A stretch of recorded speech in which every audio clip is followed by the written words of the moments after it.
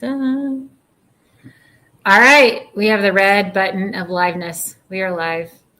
Welcome, everyone. This is the Data Center News Show. Here you go. This is a show of the U.S. PropTech Council, and I'll do my 30-second plug of the U.S. PropTech Council. If you are not a member of the coolest organization on the planet, you should be.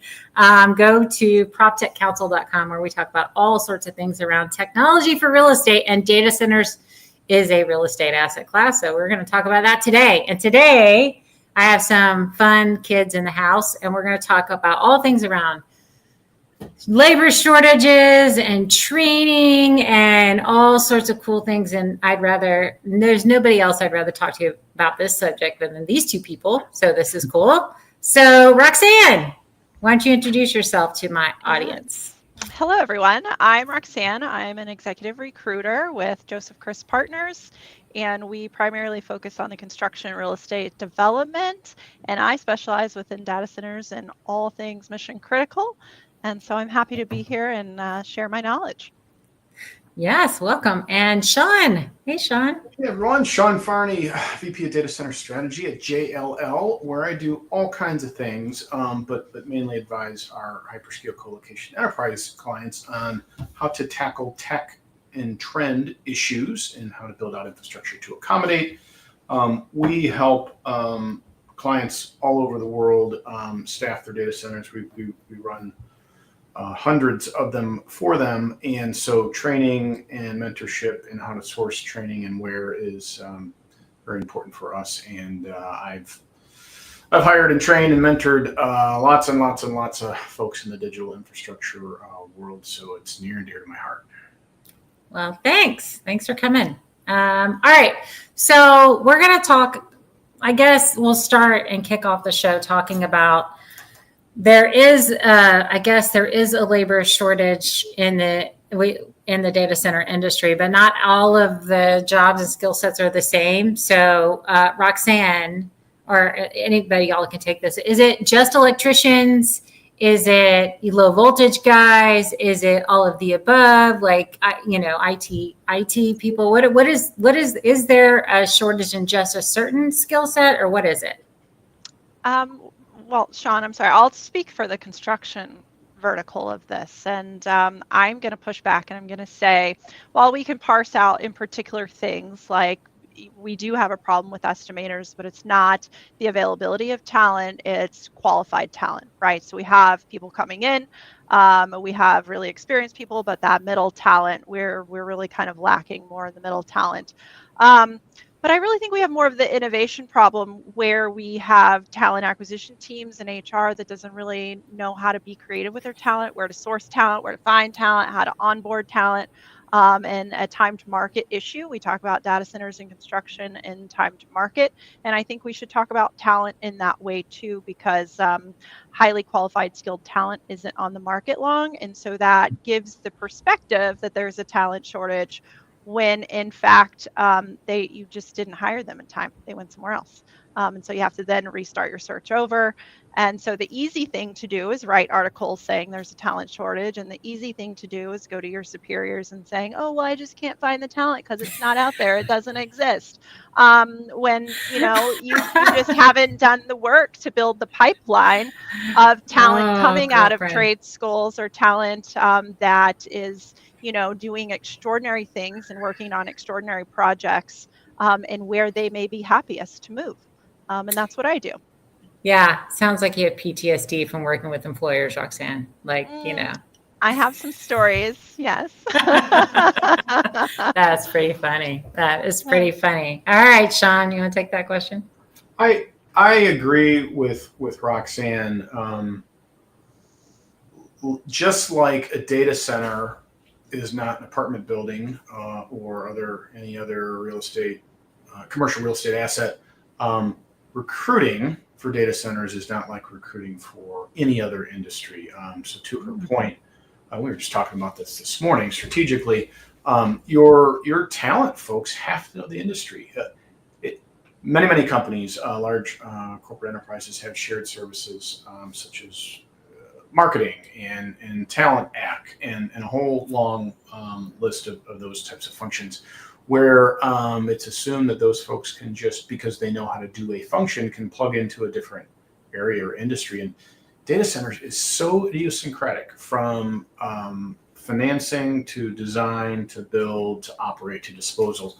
It is not like anything else. And it's the same way for people. And if you look at our torrid growth, skyrocketing salaries, you better be doing very special things to find and then land quickly, get that fish in the boat before it throws from the lure, so to speak, or else you're not going to find those folks, because there are thousands of open roles across the entire spectrum of data center right now, from entry-level techs all the way up to executives. So everyone's fighting over the same candidates. They all get 10 calls, three times a week, and are shuffling the roles around, and you need to act quickly. So I like the kind of the umbrella or concept of thinking like time to revenue, time to talent. That should be a measured metric, and that aligns with the industry where we're all about time to revenue. Huge. One of the major issues under the general topic of challenge of scale. All of our clients, everyone in the industry is challenged by scale because of the growth and the size and the more and the growing of these portfolios of assets. And now, because we're chasing power, assets that pop up in strange places that are even more difficult to hire for. Yeah, for sure. Right. What are the if you're not, so you've basically exhausted the existing data center pool, like existing folks, and you're trying to go find them from different avenues. It reminds me back in my day when I was in HR at Applied Materials. I was looking for engineers under rocks. Like I was looking for them anywhere I could find them. Where are you looking from a pipeline sourcing? Are they coming from the colleges? Are they coming from trade schools? Are you stealing them from other real estate sectors? Where are you looking for talent? Well, I think it just depends on the project that we're looking for, but in particular, on the power side, I think some creative places that we can look for talent is probably from auto manufacturers, advanced facilities, different types of modular builds, just depending on, the role, the scope, those things. Primarily, if we're talking about modular, they probably have worked on a data center in some capacity. They just probably don't have it on their resume, so you've kind of tossed it to the side. It's really about having those valuable conversations with each candidate, saying, hey, what project did you work on? How is this relevant? And like Sean said, having a recruiter that really understands what the role entails and the project entails. And then to speak to the trade schools, yes, but a lot of these roles that we're looking for require experience.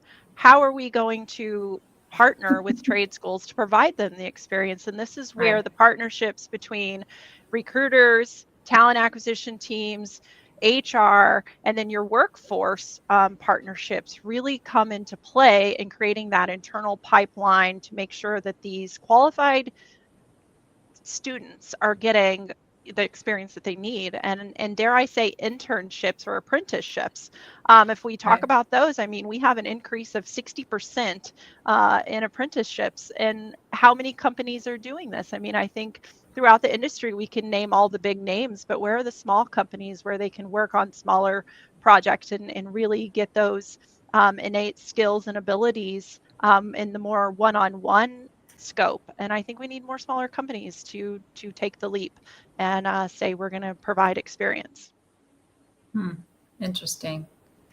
Yeah, I mean, well, I don't know. So like you're a smaller, so I think like an employer sometimes, if you're a smaller company, you would just think, oh, I'm just training them to go work at, Google, or I'm just training them to go work at Meta. And while that's it's a complete fallacy, because if you don't train them, they're still working at your company, screwing everything up. So you might as well just train them while they're there. Right. But yeah, I think so. If you have to train them because whatever pipeline source you're getting them from, it's not going to be adequate. Is that what you're saying? Is like there is nothing equates. So no matter what you do, you're going to have to do a whole lot of investment into training in order to get them up to speed on whatever it is you're working on. in the data I- center yeah. industry? I think in any candidate that we're looking at, we can face any number of objectives. In my lane, I get XYZ company and they're like, we don't want anybody from a hyperscaler because of their salary. That's an objective all on its own. They don't feel like they can afford them. Or we only want somebody that has worked on, like a colo project. Okay, sure, great. It's the most ridiculous objections that I hear across the board, and we really need to narrow it down to what is the problem that we're really trying to solve. And unfortunately, this is where the innovation problem comes in, because if I can't talk directly to the hiring manager and source the problem, it's really hard to solve on a recruiting perspective. And then we go back to the cultural issue that you brought up, Amy, is we think, okay, well, it's going to cost X to train them. And then what if they get, sourced somewhere else? Okay, well, why haven't you built the culture to keep them? Then it comes back to your retention practices of why the loyalty factor is not there. Why do they not want to be loyal to your company? Because you are providing for them culturally and all of the things that retain them.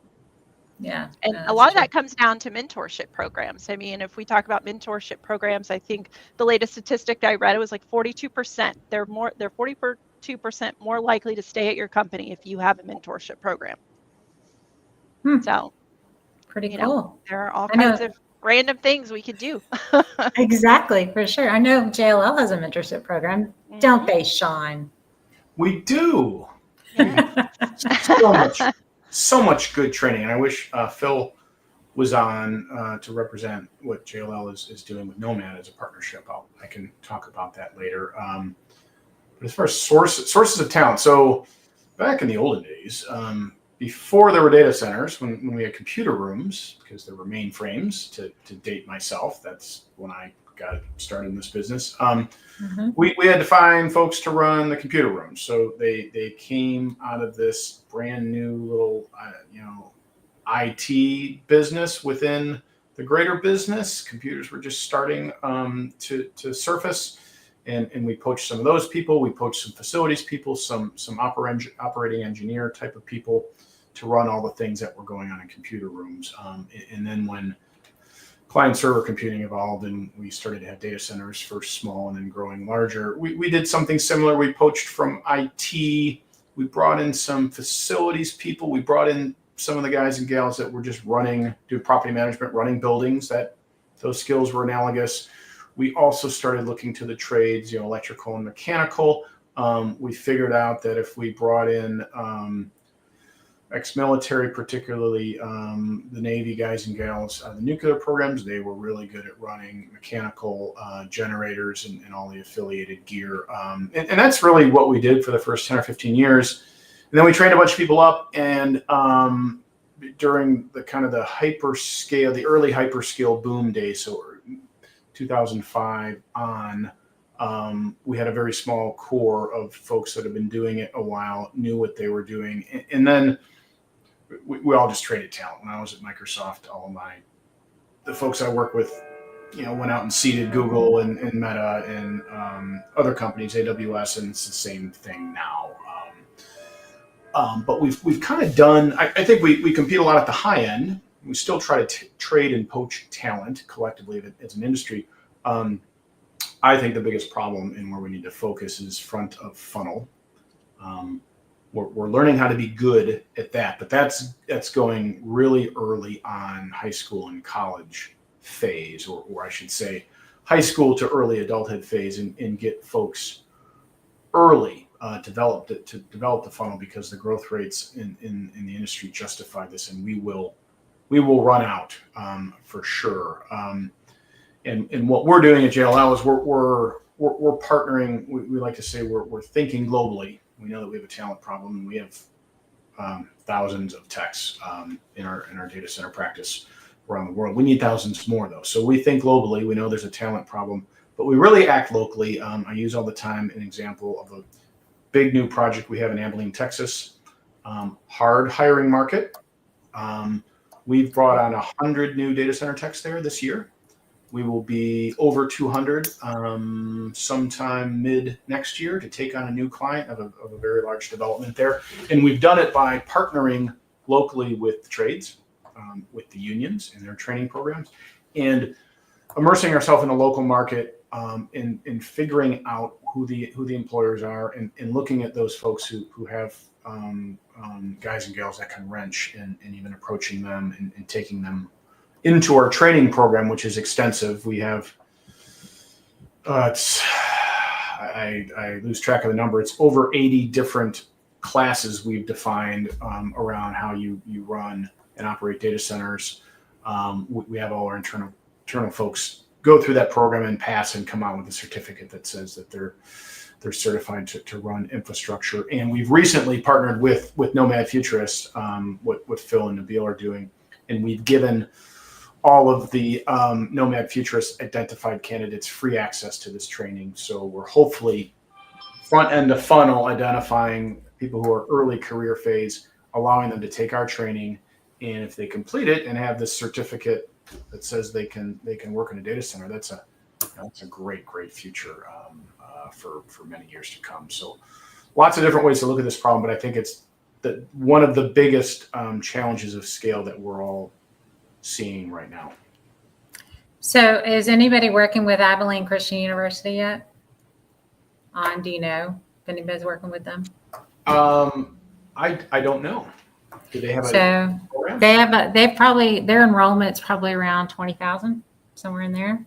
And smaller school, but not awful. And I mean, I would venture to guess, if I were to look at Abilene, you got Georgia Pacific there, so that's one of the largest employers that's been there for a long time. So it's a paper pulp mill, like they're making an insulation and drywall and other things that they're making there. So, but you got people can wrench, and you got people that can do facilities management. And if you steal them all from Georgia Pacific, ooh, they're going to be a little mad.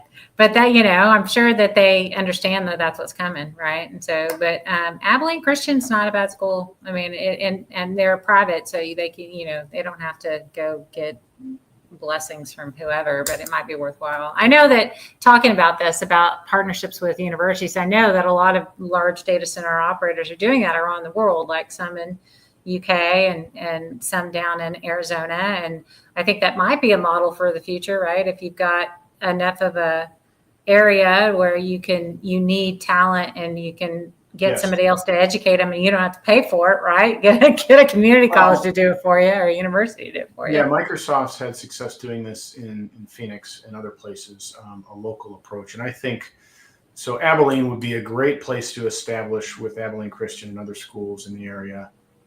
We know that this is a new data center cluster. It would be a great place to establish a partnership program with higher ed. And I'm looking now at their classes. Abilene Christian should have a data center, mechanical, electrical, even if it's a 2-year associates or even vocational, because a JLL could step in and say, guess what, we need 1,000 people over the next 4 years.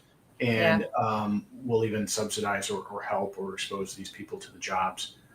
That's a smart way to do it. And frankly, we should have done this, in everywhere from Quincy, Washington to San Antonio to Nova to the greater Chicagoland area. Anywhere there's a cluster, there should be this higher ed interaction. So I'm going to put that in the parking lot and follow up a little bit, because that would be a good formalized way to do it. And then if you can create a curriculum, you don't have to reinvent the wheel every time. True. That's true. And the unions are doing stuff too, right? I'm assuming that the unions are participating and trying to. Are the unions the only ones doing apprenticeship programs, or are some that are non-union shops? Are they doing them, or what's it like? There are some non-union, but it's primarily union. It's rarer for the non-union, I would say. And then, is it a true apprenticeship, or would we call that more of an internship? I think we would have to really kind of drill down on that program that they were doing. But just the numbers that are coming out of what's being doing is kind of very impressive. A rise of 60% in just 1 year is good. That's really good. So I'm going to have to go back through my notes, but I know I have more statistics on those in terms of vocational programs here. But I'm going to say I think high school's too late. I think I just did a podcast on this recently talking about when we should intervene. And right now we have kids in high school that are already choosing what they're going to do in college. And then high school's set up to choose a career pathway just like college used to be for us. And so they're starting the CTE programs in junior high now. And while it wouldn't be as forceful as a high school program would be in terms of certification, it's exposing them. It's more of that marketing piece. You take your marketers in there and you say, hey, this is what we can do. These are jobs that are available to you. I know I do it at my local schools because I have 4 kids, and they're always blown away that there's jobs other than hammer and nails and construction that they can do, and sit in a nice, beautiful office and do it, and nice air conditioning. And, talking to them about salaries, talking to them about pathways that, you don't have to go to college for all of the jobs that are available, and really just walking them through the steps and eliminating some of those barriers that are created at the high school level.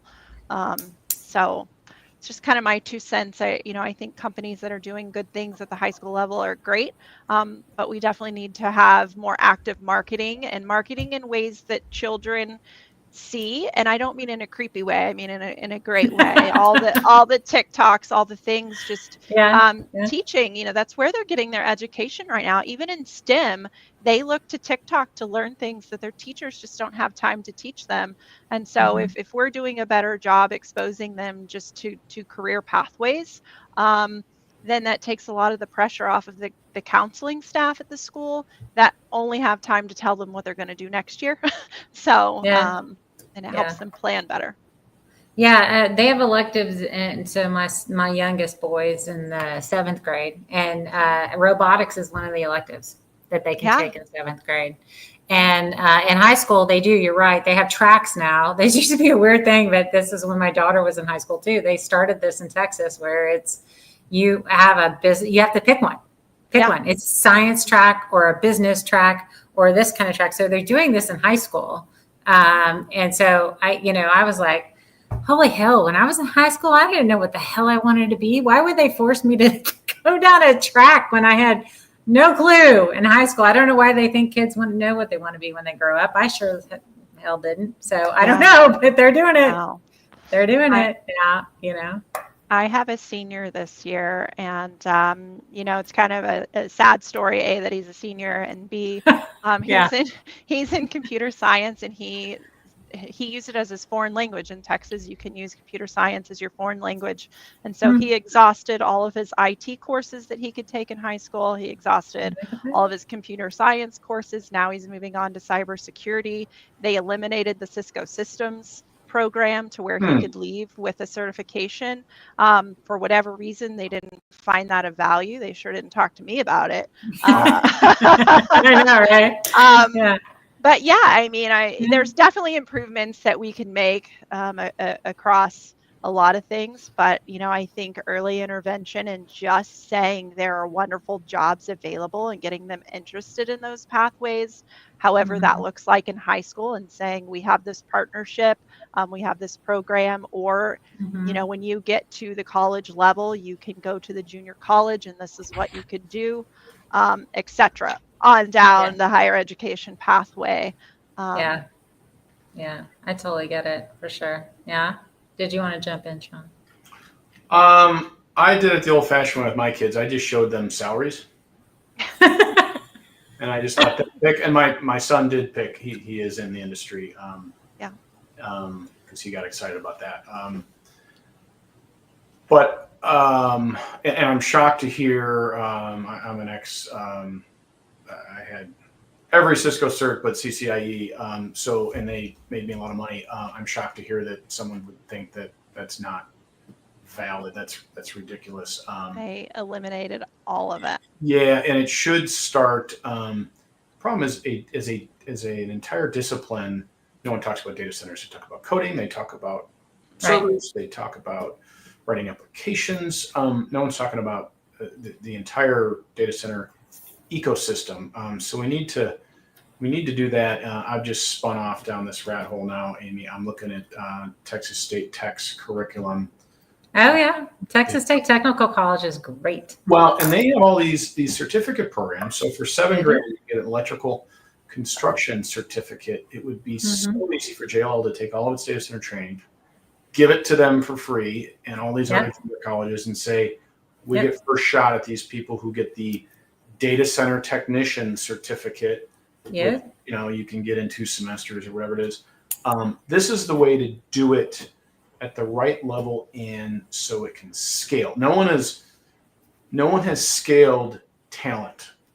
It's very artisanal right now, and that's okay, and it's working. But if we, as an industry, found a way to scale it so that any community college with the right affiliation and accreditation could participate in this genericized data center tech program, poof, then you expose hundreds of thousands of people as potential talent acts. So I'm excited about that, and I'll have to follow up and do something about this. So thank you I think, for the podcast for that. See, we try to contribute every once in a while. We have our moments. We have our moments for sure. No, for sure. But I think if you had any sort of, so I was looking at it for other things too, not data center related, but if you have, if you can get it accredited, right? So be part of like that, then any junior college, any technical college can pick it up and run with it, right? So you just got to work through, and then you just need one technical college to get it accredited, and then you're off to the races, right? And you can do it, blow it out across the nation if you want. Well, you just plunk it down in data center cluster towns. So Atlanta, exactly, Nova, exactly. Abilene. It's so easy, and there's always, you don't go after the big schools, you go after the tech schools and the engineering schools, and For sure. Yeah. Texas State Technical College is really cool. And, they promise their students that if they are not have a job offer by the time they graduate, they'll give them their tuition back. I mean, they are like, we will get you jobs. And that's why they're so in tune with the employers, and because they'll do like aircraft mechanics, and they'll do that's what's really cool thing about Texas State Technical College. It's really, really cool. Yeah, they already have an HVAC certificate. They have a wrenching certificate. They have plumbing. You could combine those 3 and then add a kind of a general data center thing, and you can be pumping out huge salaried candidates. Yeah, for sure. Very cool. So let's switch gears a little bit and talk about, do you see in a future, and I know that there's some applications, and this is already existing now, where because there's such a labor shortage, are there going to be robots walking around data center doing technician-y things? I know that there's some robots, doing like security and other things. Do y'all see it? Well, I think Sean's the expert on this. I know that there's robots in construction already, Roxanne. You're going to be hiring robots too. Just saying. There are, but I will say I have seen construction companies that do this, and that draws talent to them in the engineering realm. But they quickly do a turnaround, and I'm going to say bad things about HR again, and I don't mean it. And I'm not going to. They're only your clients. I know, but they are so difficult sometimes, and I mean it in the nicest of ways. Yes. But yeah, I mean, they just get stuck in the roadblocks of process and procedure, right? And so until we get over that hurdle, that the real innovation hits a lot of roadblocks when it comes to servicing even the robots. Yeah, I know. Got to be someone there. But I think I'll get off my soapbox. I think Sean is, again, the real expert on this topic. I am not an expert on robots at all, but I know they are out there. Google's been using robots for a while. This makes sense for specialized repetitive labor. The human will never be replaced in the data center, but for rounds and readings, which you got to do 24/7, and you have to have bodies there, and overnight shifts and other challenges. It's perfect. Security, of course, it's perfect. But the robot tech is advanced. It's pretty scary if you look at latest robot tech, what they're capable of. So absolutely, it's a component of it. Where I think they're probably too expensive per unit right now. Unit cost per unit of work returned is probably a little bit high right now. So only hyperscalers, but in 5 years, even regional data center companies or a lights out edge data center could just be run by a robot. Interesting. Yeah, I mean, that would be really weird. The whole data center is run by robots. Have you seen the robots? They're super cool. They have like these batteries. So they're a humanoid and they had the battery packs kind of like where their stomach would be. And they can walk over to the station and because they have 3 of them and they'll pull out when they realize one is charging low, they'll pull out the one that's charging low and then replace their own battery so they can keep running and they never slow down and never stop. And then they put the battery over there, that the one that was getting low over there. And so they have redundancy in the thing. That was really sick. And it's in Japan somewhere. So I saw it. But that's where we're headed, right? I mean, they're just going to keep working, and never stop working, which I find really interesting. I think I just look at the history of what some people have done in other verticals. And I know that even in single family home building, they have implemented 3D printing and robots in different verticals. And can we call that a true success? No, probably not. And a lot of the time it does come down to the money aspect as Sean has mentioned. And so until it is cheaper per unit, it's probably not going to be a success because it's all just trial and error at this point. But yeah, I'm with Sean. I don't think the human is ever going to be taken out of it. I know in my lane, in the recruiting lane, I don't think AI is going to take me over. I just have a hard time believing that. Maybe some of the HR process, we already have tech companies that are eliminating HR, but leaving talent acquisition, which is good. Yeah. And then just, I love HR people. I just want to say that. I just think that in terms of data centers, we need to put people that actually understand the data center in there. And not to disparage anybody, but we have companies right now, and definitely not JL. I learned so much from JL and your HR team, and they are really great. And there's lots of good companies doing good things. But I will say, as an agency recruiter, I come up against companies all the time that have hired corporate recruiter or corporate HR people from XYZ companies, and they have never even worked in facilities maintenance or construction, and they don't understand, and they're going off a pre-prescribed list of 5 qualifications. And I'm like, yeah, but this is just not the talent. And then I see sometimes what they end up hiring and it doesn't work out. And then I'm put back on the search, and then they're very happy to pay my fees, which is great, but it's still a battle. And I become more of the consultant than doing the actual recruiting, and which is also great. But I just really wish some of these companies that are trying to break into the data center space really understood everything that goes into it. And you can't just throw people in because you're growing and scaling at such a rate, because it's really going to cost you on the project, especially when we're looking at 30% of your project comes from labor and needs to be qualified labor. Mm-hmm. Yeah, I mean, everybody's chasing the golden shiny object, which is data centers at the moment, and everybody's jumping in the game, right? I mean, Starwood, who built hotels, now has Starwood Digital, right? Do they know what they're doing? No, but they think they might, or figure out. I think what is the adage? You throw enough money at it, you might eventually figure it out. And they're okay with losing money initially, I guess. I mean, I don't know. I get your frustration though. I just think it's, what have I been in the?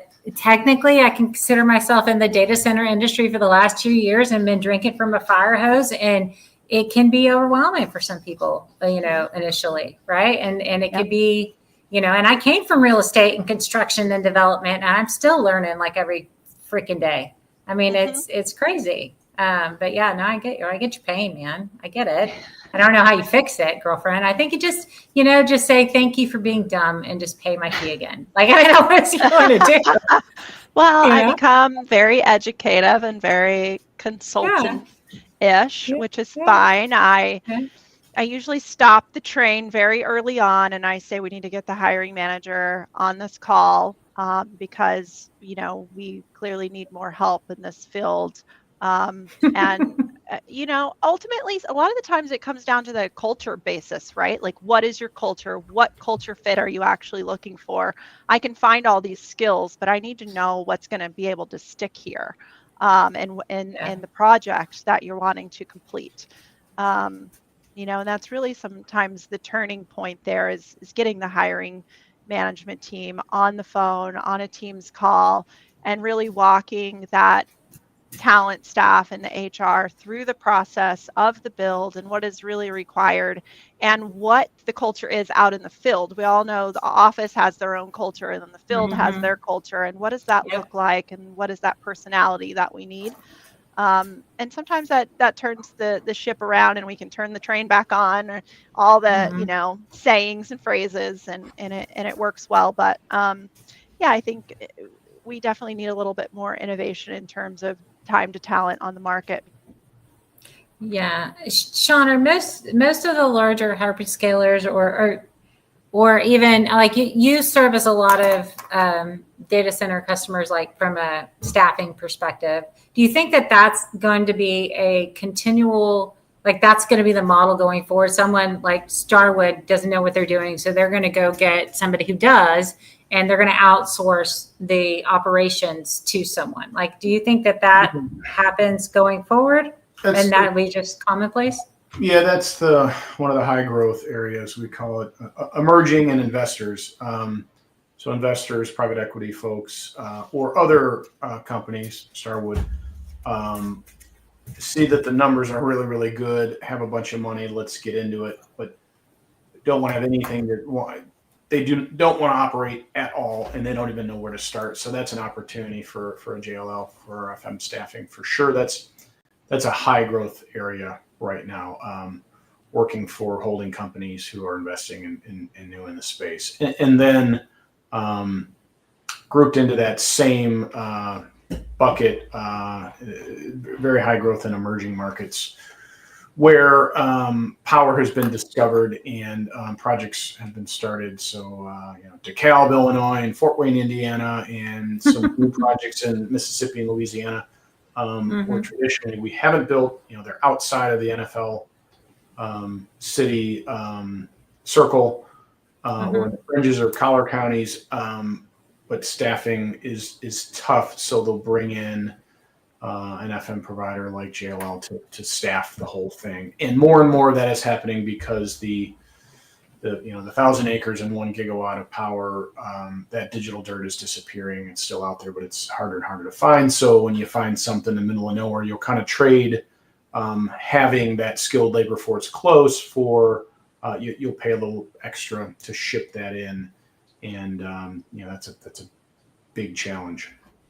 So the ability for in those situations, the ability to do remote management somehow with technology or whatever it might be, I'm assuming that's their solution for some of that. Like we're trying to staff up. You're going to have staffing challenges, no joke. If it's wherever it is, so they stick it in like Podunk, Ohio, right? Whether it's in Podunk, Ohio, or in the middle of Nova, remote and automated facilities operations layer that's either regional, national, or international that's table stakes. Like you have to have that as a hyperscaler. You've got a portfolio of 50 or 100 or 200 data centers. You must connect them all and operate them all based on a similar set of procedures and policies and MOPS and so on and so forth. So whether you're right next door to lots of your other assets or you're middle of nowhere, you have to have that. That's really a table stakes, like operational excellence practice. So the ability to does it suffice on the lack of labor available? I mean, does it work in your favor to, like, you can not have as much labor there because you can do remote management, or is it still the same? you still have to have. Most providers who are running mission critical aren't going to trade remote capabilities for boots on the ground. Okay. There are some things you can leverage a regional, national, or international facility operations layer for non-reactive, proactive policy and procedure work. You have to have that regardless. If it's a smaller facility dedicated to a single purpose or customer, it could be a lights out type of facility, which, maybe there's a 12 or 24 hour SLA for hands on, go and press a button or swap a drive, to use a term that's no longer technically valid, but it was for a long time, so I'll keep using it. Or whatever, change a part. That is possible, but a hyperscale, a large 100 megawatt plus facility, you are having people there 24/7 because everything has an SLA these days, and it's rare. We went through a phase where we thought, we could provide redundancy in the software layer, and we would only have to build N or N plus one or a mixed level of redundancy in data centers. That is no longer the case because we're putting absolutely everything in a data center, including health and safety and financial transactions and all this other stuff. That's very important. So I don't see us going to a model where we slim down redundancy in a site and therefore need less people in it. We naturally drive to efficiency. We do rounds and readings better. Maybe we'll deploy robots for these operational tasks that are not complicated yet need to be repetitive, like rounds and readings. That sounds like a good robot type of task, but you still need the human presence for reactive for sure. Interesting. So on the construction side, Roxanne, for the ability to do any sort of, you've got the GC there, they're building the stuff. I know that the operations teams get in pretty early during construction. Is there any sort of technology that people are looking at during construction that solves some of these post-construction to operations challenges? And are you having to hire for anybody like that, doing any sort of bringing any of that into the site, or no?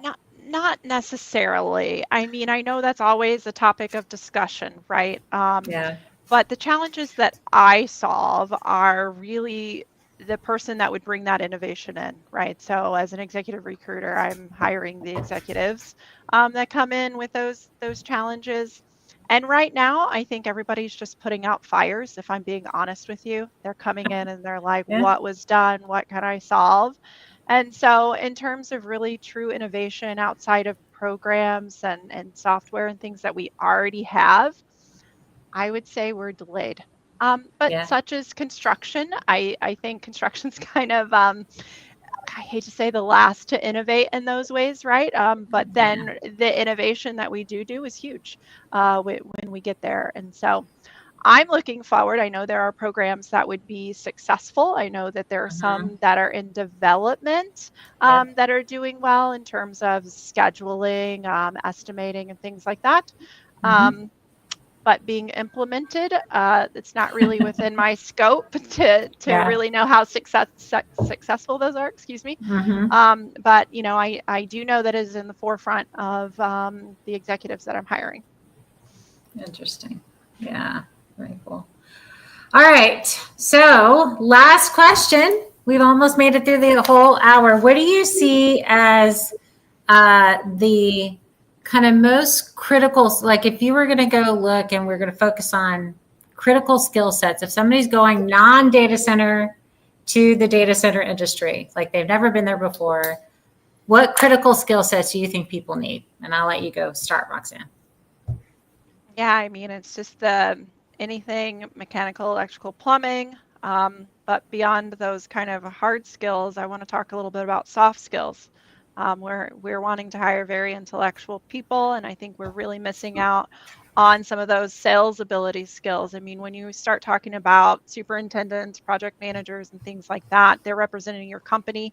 They're representing your company to the trades. They're representing your company to vendors, so on and so forth. And they have to have some sales ability and be able to talk to other people, relate to other people, and build teams. And I see that as a highly lacking skill that a lot of people have, and we need to build it, develop it, teach it, and show them actually what that looks like. That's funny. Was that a dig at millennials and Gen Z? I think that was a dig. I think it was a little bit of a dig at millennials and Gen Z. Not me, not coming from me. That's pretty funny. That's hilarious. All right, Sean, your turn, buddy.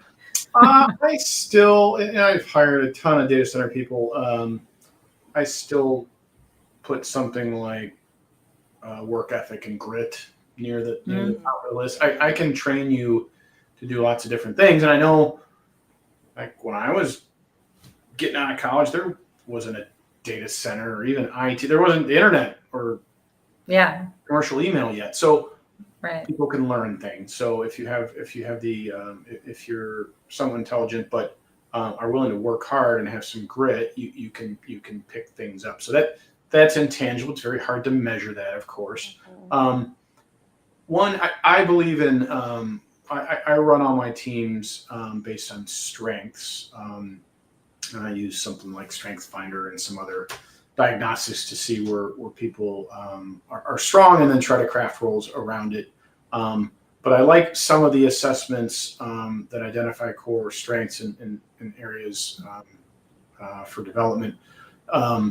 In the Big Five personality test, there's a measure of conscientiousness, which I've found to have a lot of carryover to digital infrastructure careers, because a data center, and so I say everyone in this field, doesn't matter what part you're addressing, should go work in a data center for real and see how many boxes you have to check and how many methods of procedure you have to read in order to perform a task on critical infrastructure. And that's where the conscientiousness, like my conscientiousness on the Big Five personality test is a 99.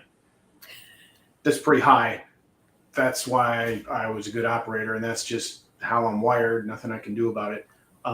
Folks who have that high conscientiousness score tend to be really good at following lists and writing MOPs, executing MOPs, and working in environments where there's a lot of process and procedure, and they don't think it's a pain in the rear. They're like, oh, this is good. This is great. I love this. There's a checklist for everything I do. Wow, this is. So those type of people will be very comfortable in environments like that. And sadly, people who work for me were terminated for not following procedure, because you can violate audit, for example, and lose a customer, or you can fail to do the right logging and auditing actions, like lockout tagout. People can die. If you don't do things right operationally, you can lose revenue and customers, or people can get hurt, which is the worst. So it's really, really serious, and everyone in this industry needs to, who hasn't worked in operations, should do it to understand how much pressure there is. Stuff runs all the time because good people have good process and procedure and work hard. And so I like people who can work hard, and I like that conscientiousness as a strength, because then people don't feel like they're browbeaten when they got to fill out a form and like do all these things before doing something like shifting load over to a piece of equipment so it can be maintained. Yeah, for sure. Oh, that's awesome. All right. Well, that's been our show, y'all. It's been fun. I'm so glad y'all came on today. Roxanne, if somebody is trying to hire a data center executive, how can they get a hold of you? Yes, you can find me on LinkedIn at Roxanne Saponik. You can email me at roxannesaponik@josephchris.net, or you can just pick up the good old-fashioned phone. No way. Yes. No way. I answer my phone, and I'm going to tell your audience that if you send me a message on LinkedIn, it's my priority to message you back. If you email me, I will email you back. If you call me, I will call you back. All right. 281-359-2192. Wow. Yeah, look at her. She's awesome. And by the way, I don't know if you know this, but I think you're the only Roxanne in the data center industry as a whole. Like, it's not true, but when I say, "Oh yeah, do y'all know Roxanne?" And they're like, "Oh yeah, we know Roxanne. She's awesome."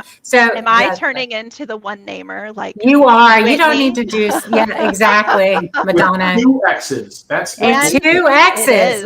Roxanne, you have one of the best Scrabble points. First Yeah. name. Oh my goodness, are you a Scrabble player? You got a 21-point first name, Roxanne. Oh my goodness, he even knows the points. I know. I'm like, I have no idea, but I'm glad you're here, Sean. I'm glad that I have that statistic now. That's what I'll do. I can find the one spelling error on the slide too. Oh yeah, you can do that too. Trust me. Well, don't look at mine then. I'm sure I didn't pass spelling. That's why I'm a recruiter. Yeah. That's too funny. All right, Sean, how can someone get a hold of you? LinkedIn always, and sean.farney@jll.com. All right, awesome. Well, thanks, y'all, for coming on the show today. It's been great. We'll see y'all next week. Bye, everyone. Bye, Amy. Bye.